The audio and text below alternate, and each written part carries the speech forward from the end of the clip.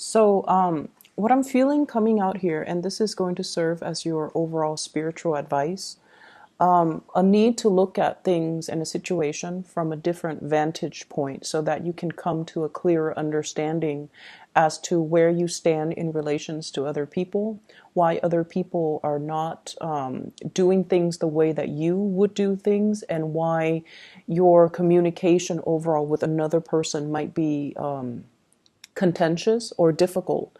And so the need to kind of step outside of our shoes, put ourselves in other people's shoes to understand, all the things that they've been through. It's like walking a mile in somebody else's shoes so that you understand the person that they are and how, their life experiences have kind of created the person that they are right now. And I feel like for a lot of you, your ability to sympathize, your ability to empathize and to understand another person is very immense and very, very deep.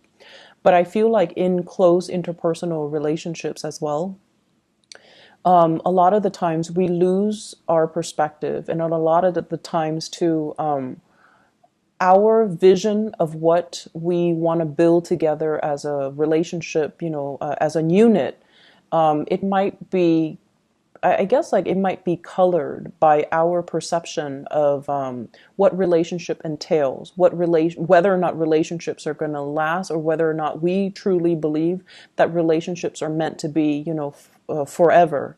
So I feel like there might be some ideological clashes between you and a partner, between you and even a business partner, or between you and family members, based on the transient lifestyle that they have led. It's like they've been through a lot of turmoil and hardships in their own lives, and they don't see everything as permanent and long lasting. And it's really hard for them to kind of commit. And so it's kind of I don't want to say your destiny or your responsibility, because, they need to find that within themselves. But I almost feel like it is in your path to kind of show them that, hey, things are okay. We're in a different environment now. The times are different. So maybe you kind of need to open up, but understanding and have that baseline understanding of where the other person has come from, what they have to ward off or contend with in their past, and why it creates, this almost like paranoid person that they are, where they don't believe in permanence, where they don't believe in stability. That is really going to help you navigate this energy for this week, okay? First of all, in your love relationship sector, I have this card about control, okay? This is the Four of Pentacles. And I usually look at this card hanging on to earthly possessions, feeling a little bit paranoid that things are going to be ripped away from us, feeling like we need to cling on to everything that we have. And also almost like viewing other people as possessions, and almost viewing it's like being very closed off to the point where we need to be very protective. We need to take care of what's ours, which is honorable, and honestly, it's a good trait. But overdoing it can be detrimental. And I do feel a lot of the element of control when it comes to this card, clinginess, control, and wanting things a certain way. And I almost feel like, attributing our sense of self-esteem with our possessions, with the people that are in our midst. And I usually see it as like, the person that has like the trophy spouse, the trophy wife, the trophy husband, the eye candy, and that they can parade around town with someone who's very, very attractive, because they feel like it boosts their self-confidence when onlookers see that there was someone who's very attractive. They get a big ego boost. So it's kind of akin to that, and in a more in a lesser sense, when it comes to relationships, this is trying to control resources, trying to cling on to everything, because we automatically assume that our sense of self-worth, our sense of competence, and our sense of confidence is greatly linked in with the people we surround ourselves and the material possessions that we have in our midst. And I also feel as well, when it comes to arguments, when it comes to dealing with another person that you're romantically involved with, that you're married to, or, a significant other, whoever it is, that you're romantically linked up with, this is like not being able to see outside of our own vantage point. Like I said earlier, clinging on so strongly to our beliefs that when people question our values, question our beliefs, we feel like it's an attack on us personally. And so we tend to get a little bit defensive. And a lot of the times, the things that we are very defensive about are things that we know to be true about ourselves. And that's why it's like touching a sore spot that we don't want to look at. It's like touching something we have swept under the rug that somebody is now poking at, and it makes us uncomfortable. So if there has been, arguments and things like that, where a partner has somewhat like triggered or found your soft spot, these are areas that you have to work on rather than getting defensive. Maybe it's time to, say like, let's take a break from this. Let me ruminate over what you have just said, and then I'll come back to you at a later date, detaching yourself so that you can do some inner examination, and that so you can figure out why these are such trigger topics for you, and why issues of control and dominance are playing out in your relationships. I feel like for many of you, it's like either side of the coin. You might be attracting people who are kind of like impulsive, or they're like trying to plan out everything for you in your life. So they might be encroaching, like crossing over your boundaries, or not respecting your free will. And so you have this defensive stance up all the time regarding a relationship partner, where you're trying to maintain your space and you're trying to take control of your own life. And then for others, there's this issue of, control and things like that coming in your relationship that you're exuding towards another partner. The partner that you're dealing with shows up here as the Six of Swords. This is somebody that has been through hell and back, okay?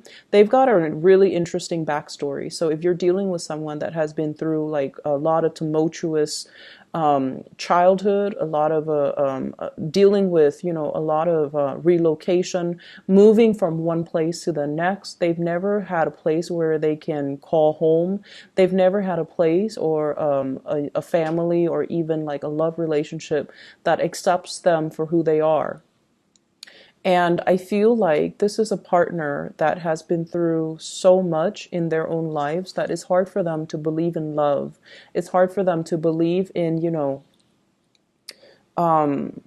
soulmates and stability, and even, permanence, okay?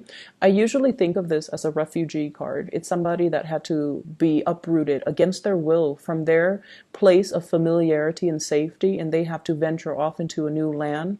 And usually this indicates as well people of different nationalities, interracial dating, people of different cultures coming together, and automatically, whenever that happens, there's always going to be ideological differences, cultural differences, even cultural rifts and cultural divides that can be very difficult to overcome. And if there are linguistic differences, or they're saying difficulties, but I'm hearing, well, it could be both. If there has been communication difficulties due to linguistic differences between the two of you, I feel like that's another issue that's kind of like, it's like another level of that lattice on top of the existing problems in the relationship. So you're dealing with someone who has, he or she has had to overcome a lot of trials and tribulations in their own life. They are very self-made. They don't sit around and whine and complain over things. They just get things moving. And I almost feel this need for someone who you're involved with. They're constantly moving so that they don't have to process things, so that they don't have to feel things, because their emotions can be so overwhelming. If they took the time to really, see a therapist, or to really vent, it's like it would open up a floodgate of emotions, and they're not really ready to do that. So you're dealing with a partner who might be very broken, very injured. They're moving away from that. They're sailing away from it, and they're coming into calmer waters, and they definitely feel there is a lot of safety with you. They definitely feel like there's safety, there's a purpose, and they're trying to build that permanence with you. So rest assured that you're with someone that's not going to be leaving, and you're with someone that finds the comfort and home in you. And at the same time, it's going to be a very slow process for this person to heal from whatever situation they've had to contend with in their past. And so, they're coming from a space where they might be a little bit downtrodden and broken. They're coming away from it. But I also feel like there's a very strong sense of protection that you are giving off towards this person.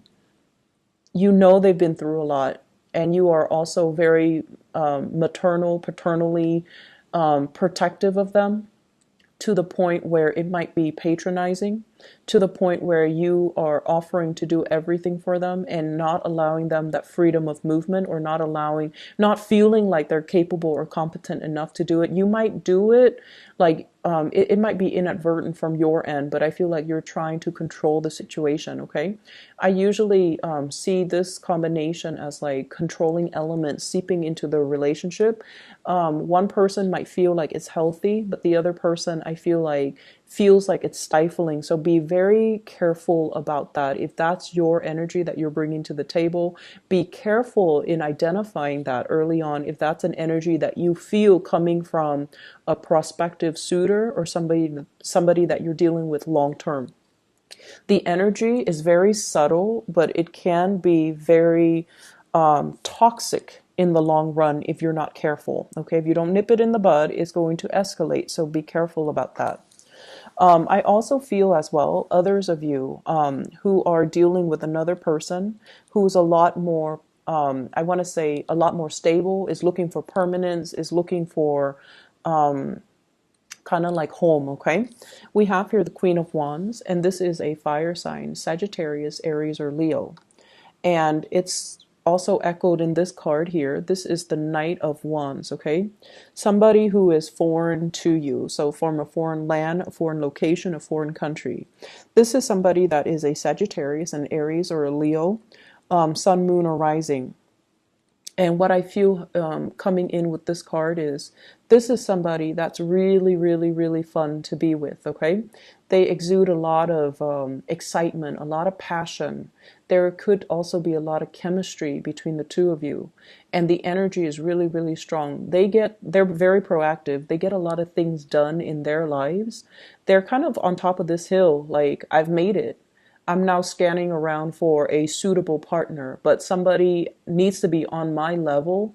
Otherwise, I'm not going to date them. So this is somebody who is quite picky. And if someone doesn't really, they're on a hill, so they have a lot of prospects, right? They're looking at things from a bigger, larger vantage point, or a higher vantage point. And I feel like they see what you're about, and they need you to kind of like walk up this hill and meet them halfway, or they need to know that you're on their level in order for you to invest in them. And on your level doesn't mean material wealth. On your level doesn't mean professional like achievements. It basically means wanting the same things, wanting adventure, wanting expansion, wanting to, explore the world and look at the world as a playground, rather than, just going through the motions, work and home, and rather than looking at the world with a pessimistic view. I feel like they want an equal partner in fun and adventure, and I feel like they're going to be a really good person to travel with. They're a good person for you to expand your worldview, your consciousness with. This is not somebody who is narrow-minded, okay? I feel like, they have their preconceived notions, like what the world is supposed to be, but they also make a lot of allowances for other people. They tolerate. I'm getting like a very tolerance, a very understanding, a very maternal vibe with this person, where they care about people. They care about humanitarian ideals and goals. And I feel like they connect to people not as foreigners or like you're from this country, you're from that country, but they have this sense of collective consciousness where they see everybody as a human race, and they don't have any prejudice. They don't have any narrow-mindedness or tunnel vision when they deal with other people. And I feel like for them, there's also this innocent, trustworthy, and trusting energy that they bring to the table where they don't really believe anyone is out to hurt other people. So you might think it's naivety, but I feel like it's more giving everyone the benefit of the doubt. So you have someone that is really, it's like providing a breath of fresh air in your life and a fresh perspective. And because of that, I almost feel like they're really exciting to be around. And I feel that you are trying to build wealth with this person. Okay. I have here the Ten of Pentacles. This is an escalation in the relationship. The way that this card is depicted, it's almost like castle in the clouds, right? Castle in the clouds, dreaming and conjuring up, this ideal family image, this sort of like a grand match between two people where the two people have the same educational level of attainment.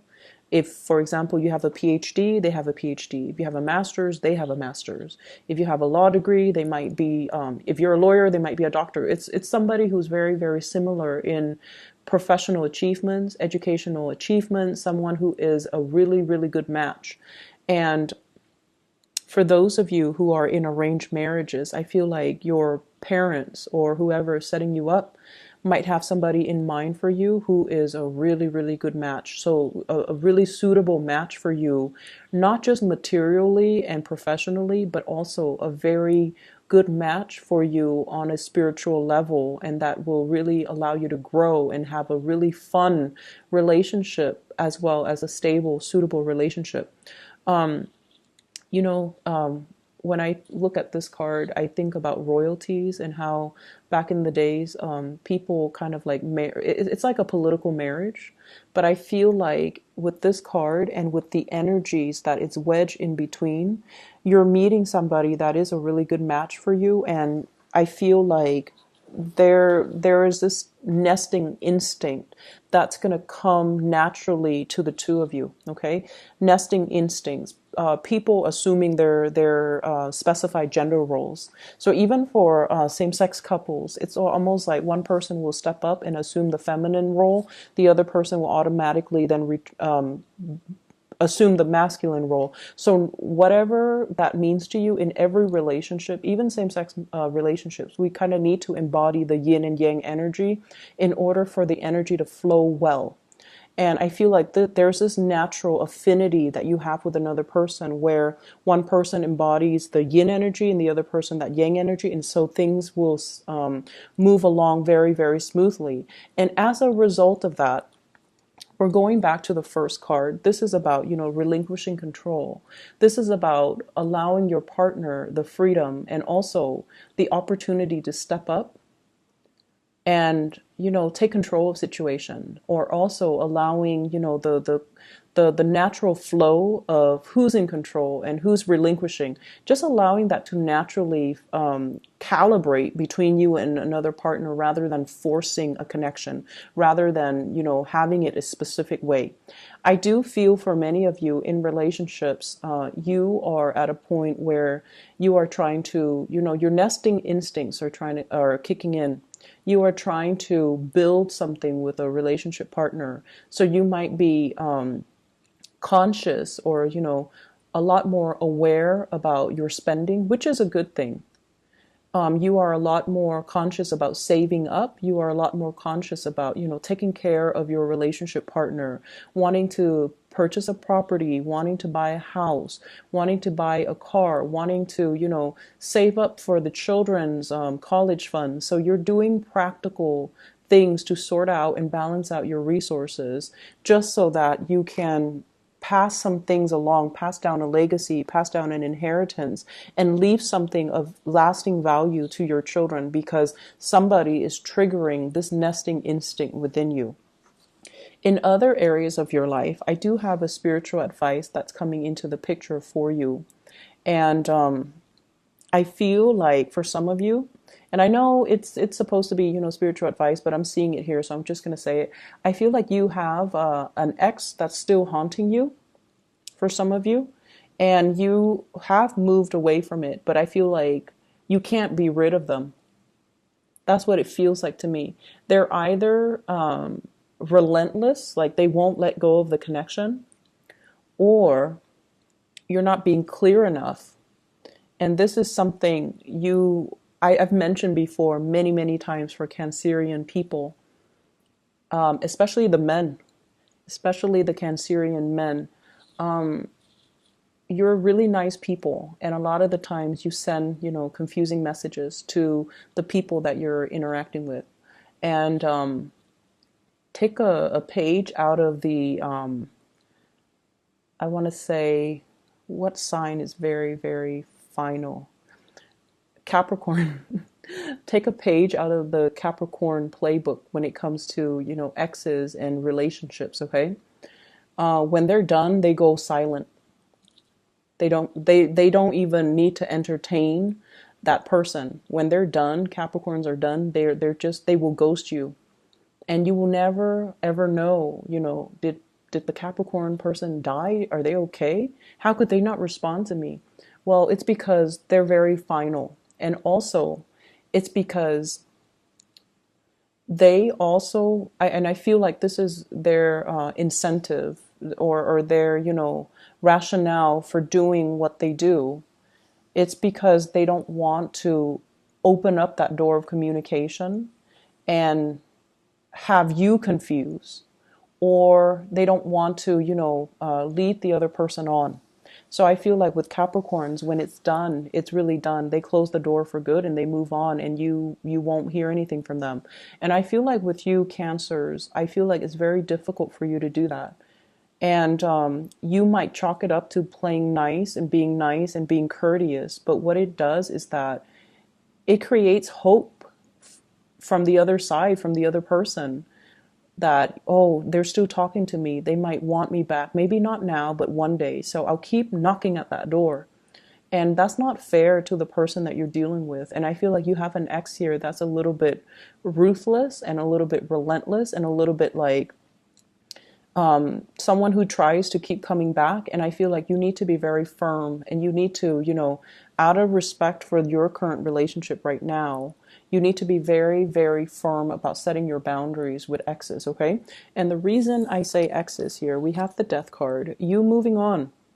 You've already decided you're going to move on. You've already physically, emotionally, mentally moved on, and somebody's coming knocking. Someone who still carries a torch for you. Someone who might have had like a very passionate one night stand, fling, relationship, even marriage with you, and they're relentless. They're pursuing you, and they don't even have to be a fire sign. I just feel their energy floating around you, and I feel like, first, you were stuck in limbo, waiting on this person, waiting for things to get better. You've moved on your own. You've moved on. And I feel like you might have been waiting for them while they were going around, trying to find themselves, and quote unquote on that. It's like trying to find themselves. They were like too selfish to be in a relationship. They were just like not taking you seriously while you spent a lot of time waiting around for them. And then, they choose to come back and give you communication whenever they felt like it. With this Eight of Wands here, this is swift, fast communication, travel, movements, and whatnot. And I feel like, when the communication was not responded in the manner that they hoped, they come out and they physically show themselves in real time, like showing themselves, and you've tried to move on. So it seems like there are some lingering energies with exes and things like that, and you kind of need to let go. And I see like many of you don't have a choice. You're letting it go because it's really interfering with your current relationship, and you're trying so hard to build that up and to maintain that. And good for you for realizing and recognizing that, because I feel like the ex keeps knocking on your door, and you can't send out mixed signals. Okay, it's very counterproductive, and energetically, it's just it's not a wise move for you and for the other person. So lay it to rest.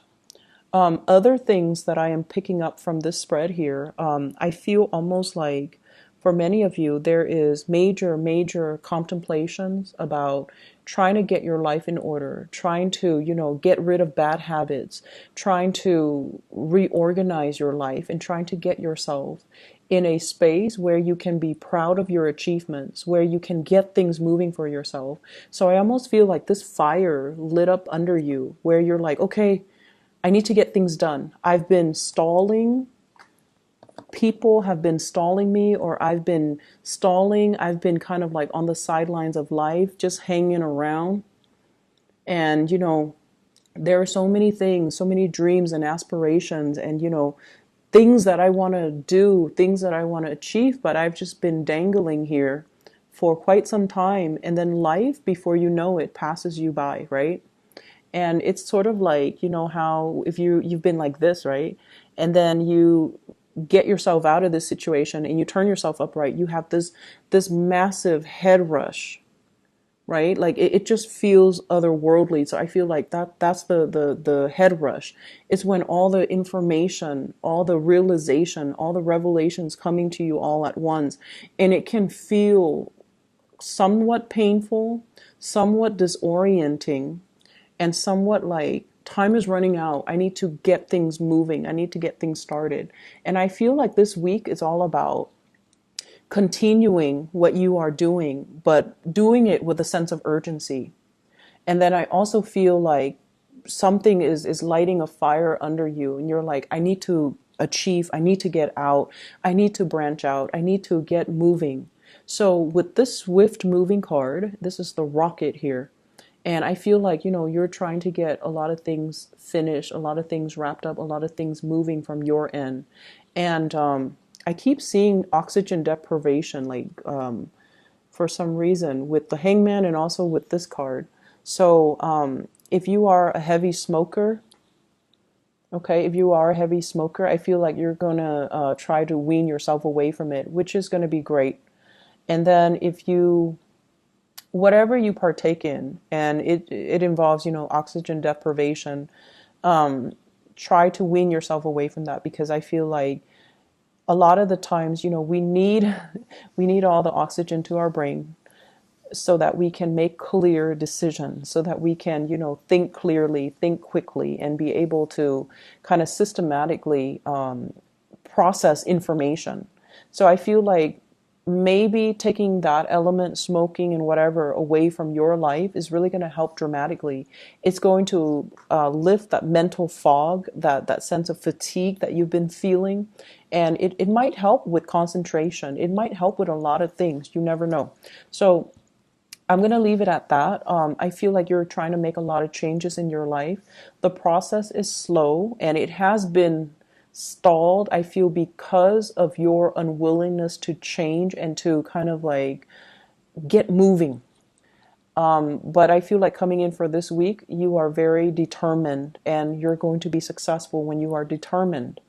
So whatever small steps that you need to take, start it, because those are like the first few steps that you need to take in the right direction. So, it's never too late. Just small steps, okay? And don't push yourself. Don't beat yourself over like not being able to make the big steps just yet. For those of you who have recuperated from like surgeries or even like accidents and things like that, small steps, okay? Small steps and steady progress is going to be your friend, all right?